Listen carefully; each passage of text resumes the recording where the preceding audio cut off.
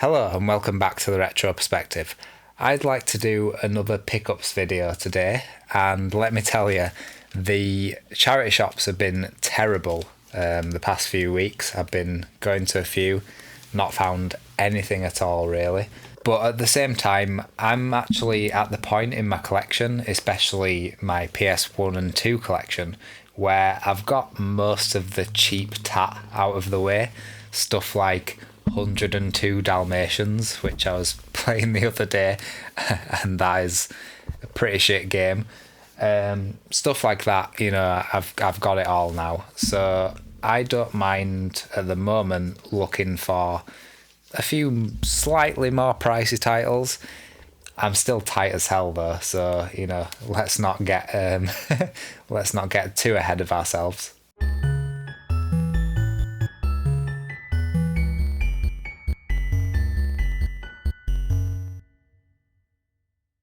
The stuff I'm talking about is, for instance, stuff like Vagrant Story, which, as a huge Squaresoft fan and as a huge JRPG fan in general, I've obviously been after this for quite a while.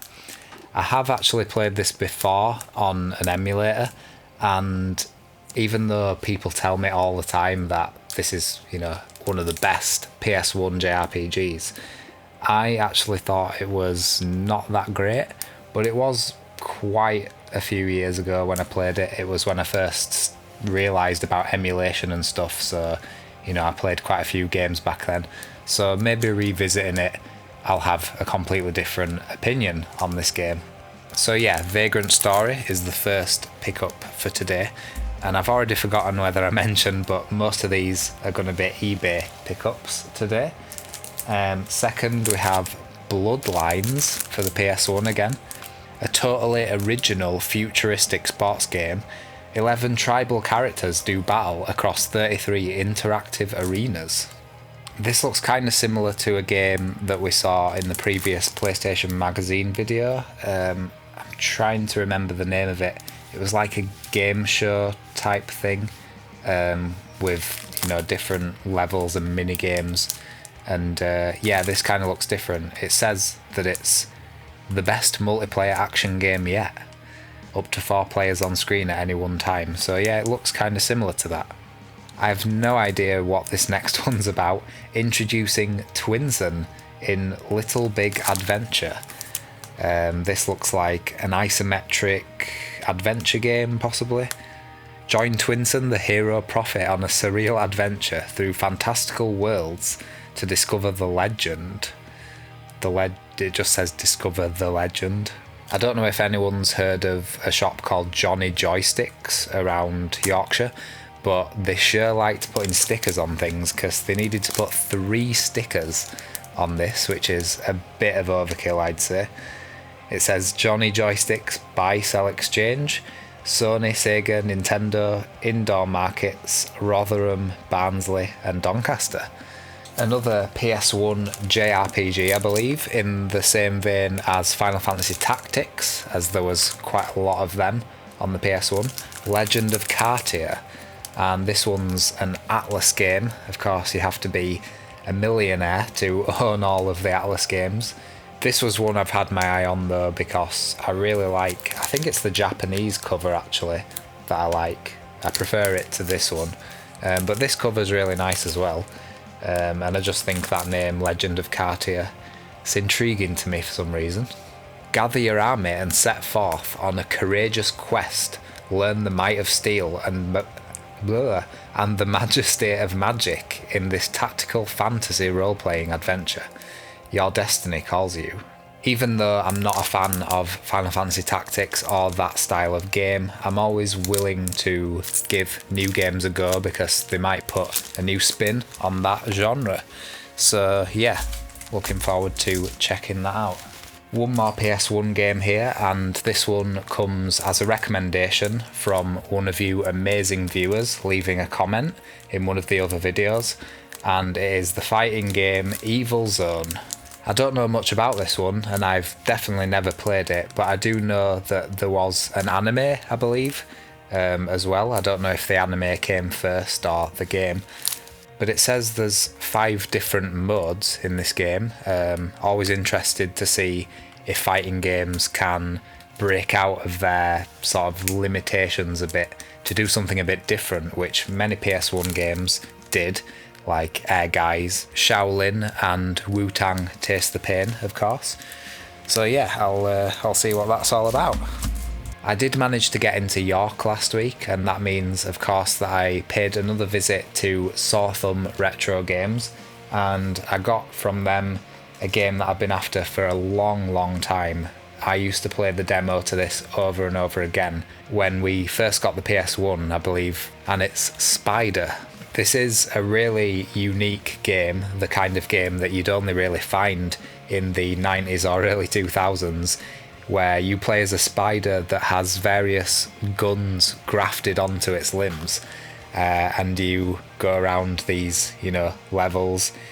You can crawl around just like a spider, well, just like you'd expect a spider to be able to crawl around. And you're, of course, fending off other insects that have various weaponry grafted onto their limbs as well.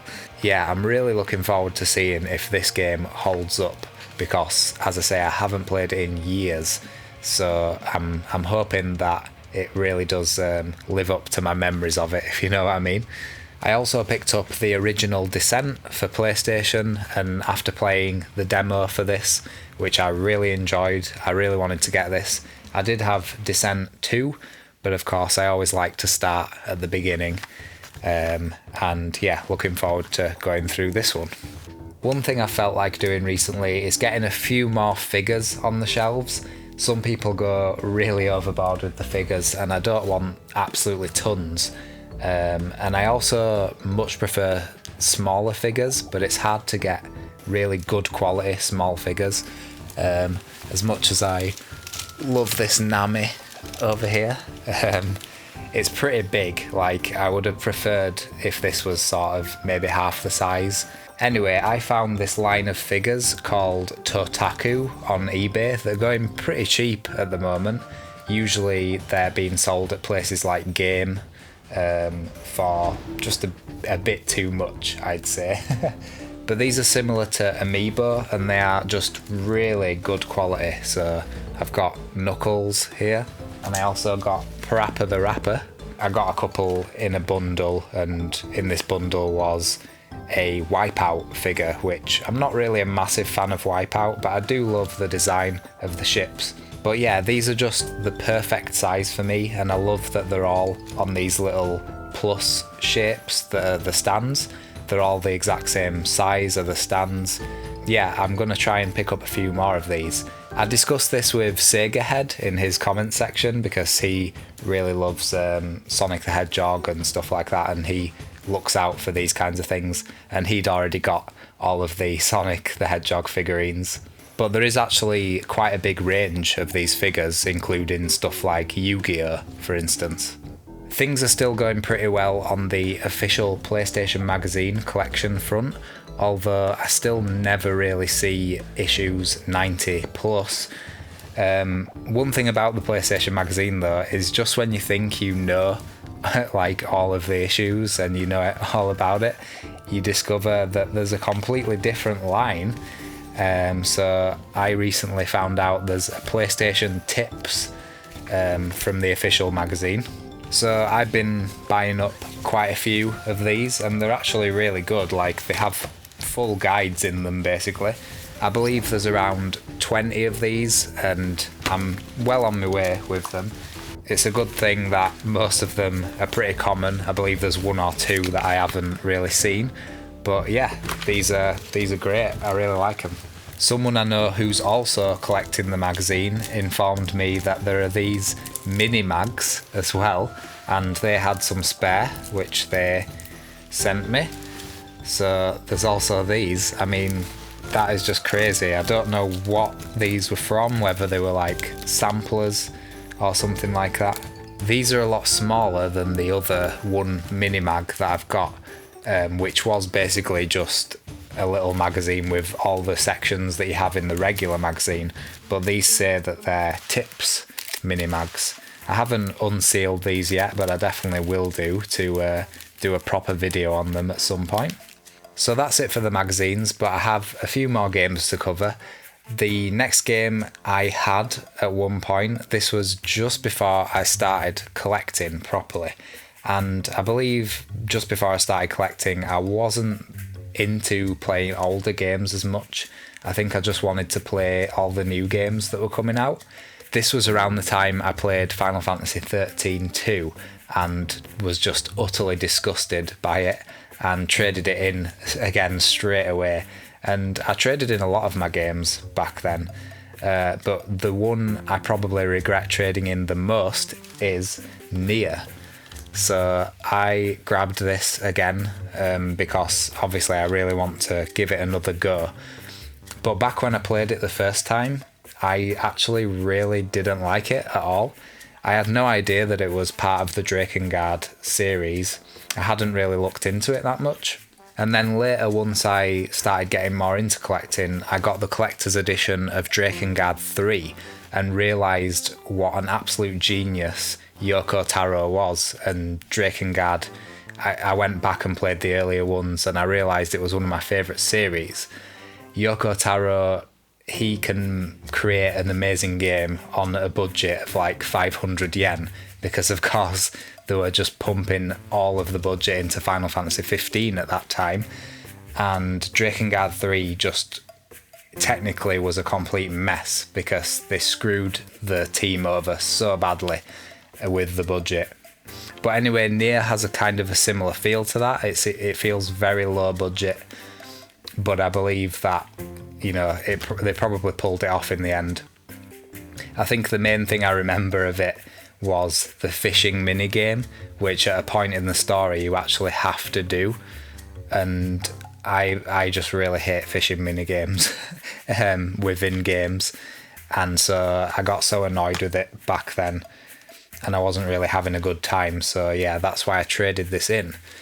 But I'm going to take another look at it with some fresh eyes and a fresh perspective, and I'm pretty sure I can learn to enjoy Nier.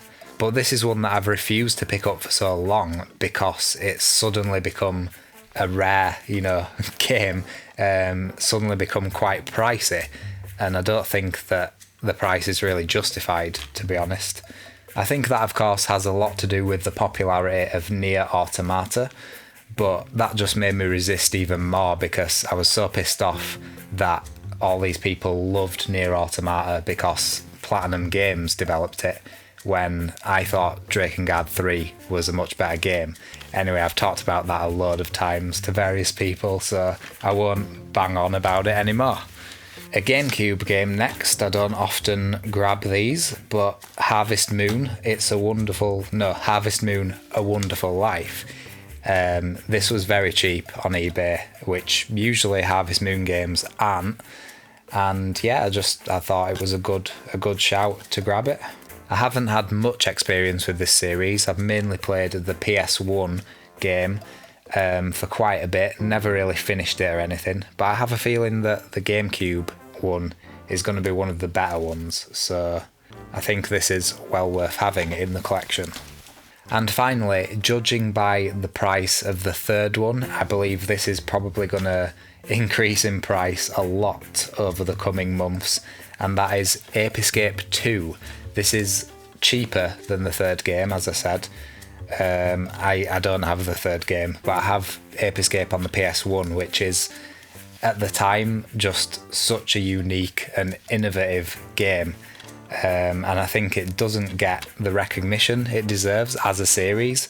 Sony have always had loads of first-party studios and put so much, into developing games, and Ape Escape is a brilliant example of that. So yeah, I really don't know why this series isn't still going. Ape Escape 1 is a brilliant game, and I'm sure this one will be just as good. So that is my final pickup for this video. Thank you very much for watching. Hope you enjoyed.